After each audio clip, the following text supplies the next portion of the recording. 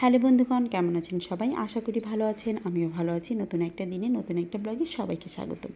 আশা করি ব্লগটা ভালো লাগবে। ভালো লাগলে লাইক, কমেন্ট, শেয়ার দিয়ে পাশে থাকবেন। আর যারা প্রতিদিন আমার ভিডিও দেখেন, ভিডিওতে লাইক করেন, কমেন্টস করেন, তাদেরকে অনেক অনেক ধন্যবাদ। শীতের সকাল, ঘুম থেকে ওঠাটা অনেক কষ্টকর। সকালে তো উঠতেই হবে, কাজ তো করতেই হবে। তা না হলে সকাল সকাল উঠে কাজ না করলে একদম সব কিছু দেরি হয়ে যায়। তাই চেষ্টা করি সকালবেলা প্রতিদিনই ঘুম থেকে ওঠার জন্য, কিন্তু মন কি আর চায় যে এত সকালবেলা ঘুম থেকে উঠি? দেখা যায় যে প্রতিদিন 6:30 7টার মধ্যেই ঘুম থেকে উঠে যাই। যাই হোক, আজকে রান্নাবাড়ার একদমই ঝামেলা নেই। কালকে রাতের বেলা রান্না হওয়ার কারণে সকালবেলা রান্নার ঝামেলাটা নেই আর কি। তাই ভাবলাম যে আজকে একদম গভীরভাবে ঘর দুয়ার পরিষ্কার করে নিই। প্রথমে বিছানাটা ঝাড় দিয়ে নিলাম, তারপরে দিয়ে নিচ্ছি হলো সোফাটা। এই সোফা বাদবাকি যে গোছানো, গুছিয়েও কোনো লাভ নেই, কারণ আমার ছেলে কিছুক্ষণের মধ্যেই এগুলো আবার সব কিছু লণ্ডভণ্ড করে ফেলবে। তাই কি আর হয়? না গুছিয়ে কি আর থাকা যায়? যতই এলোমেলো করুক, গোছাতে তো হবেই। তাই সকালবেলা ঘুম থেকে ও যখন ঘুমিয়ে থাকে চেষ্টা করি যে এইগুলো সব কিছু পরিষ্কার টরিষ্কার করে একদম ক্লিন করে নিতে, যাতে করে ও থাকাকালীন আর ওইভাবে পরিষ্কার না করতে হয়, আর ও ওঠার সাথে সাথেই সব কিছু ময়লা করে ফেলে। আমি এই যে খাট ঝাড় দিয়ে নিলাম, তারপর সোফাগুলো খুব পরিষ্কার করে নিলাম। তারপরে এখন চলে আসলাম বেসিনটা ময়লা হয়ে গেছে, একটু ভালোভাবে রগড়ে আমি এটাকে পরিষ্কার করে নিচ্ছি।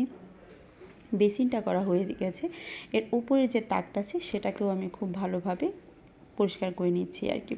অনেক দিন হয়ে গেছে পরিষ্কার করা হয় না, আর অনেক দিন কি ছেলের যন্ত্রণায় সব কিছুতেই ময়লা আবর্জনাটা বেশিই পড়ে। এখানে ময়লা ফেলে, ওইখানে ময়লা ফেলে, রং ভরায়, সব কিছু করেই এসব নষ্ট করে আর কি। তারপরে আর কি এই যে উপরের তাকটা খুব ভালোভাবে পরিষ্কার করে বাদবাকি যে এটার মধ্যে জিনিস ছিল সেগুলোকে রেখে দিলাম। তারপরে বেসিনটা পরিষ্কার করে এখন আমি হাতটা খুব ভালোভাবে সাবান দিয়ে ধুয়ে নিলাম। তারপরে চলে আসলাম রান্নাঘরে বেসিনটা পরিষ্কার করার জন্য। রান্না বান্নার তেমন কিছু নাই, বললাম না সকালবেলা কালকে রাতে রান্না করার জন্য রান্না করা হয়েছে, যার ফলে সকালবেলা রান্না বান্নার ঝামেলা নেই। কিন্তু ভাতটা তো রান্না করতে হবে। ভাতটা রান্না করতে গিয়ে আজকে হয়েছে কি, মার গালতে গিয়ে ভাগ্যের ক্রমে আমার হাতের মধ্যে আজকে মারটা পড়েনি। একদম গরম আমার কেন যেন কীভাবে যেন বুঝতে পারলাম না, আমি ভাতের মার গালতে বসিয়ে দিয়েছি, হুট করে সবগুলো ভাত একদম পড়ে গেছে। নিচে অবশ্য একটা প্লেট দেওয়া ছিল, যার ফলে সবগুলো ভাতই ওই প্লেটের মধ্যে পড়েছে। আর আমার একটুর জন্য আমার হাতে পড়েনি। আর যদি সম্পূর্ণটা আমার হাতে পড়তো, আমার তো একদম সিরিয়াস অবস্থা, সম্পূর্ণ হাতটাই পুড়ে যেত। ডান হাত বাঁ হাত দুইটাই পুড়ে যেত। কিভাবে যে ভাতটা পড়ে গেল বুঝতেই পারলাম না। যাই হোক, ঠাকুরের আশীর্বাদে বেঁচে গেছি। তারপরে রান্নাঘরটা পরিষ্কার টরিষ্কার করে মোটামুটি সব কিছু একদম পরিষ্কার মুছে টুছে সব কিছু পরিষ্কার করে নিয়ে গেছি। এখন বাকি রয়ে গেছে ঘরটা ঝাড় দেওয়া। আমি খুব ভালোভাবে একদম ওপর নিচ সব দিক দিয়ে ঠিকঠাক করে আমি একদম ঘরটা পরিষ্কার করে নিয়েছি। আর ঘরটা পরিষ্কার করার পরে এত সুন্দর লাগছিল সেটা কি আর বলবো। যাই হোক, কাজটা শেষ হয়ে গেছে, এখন চলে গেলাম হলো স্নান করতে। গরমে লেগে গেছে, দেখা যায় যতই শীত পড়ুক কাজ করলে কিন্তু একদম দেখা যায় যে গরম লেগে যায়। একটু একটু বাহিরে, একটু না বেশ অনেকই ঠান্ডা সকালবেলায়, আমি কাজ করেছি তো গরম লেগে গেছে। তাই ভাবলাম যে স্নান টান করে নিই। স্নান টান করে এখন দিয়ে বসে গেলাম পূজা দেওয়ার জন্য।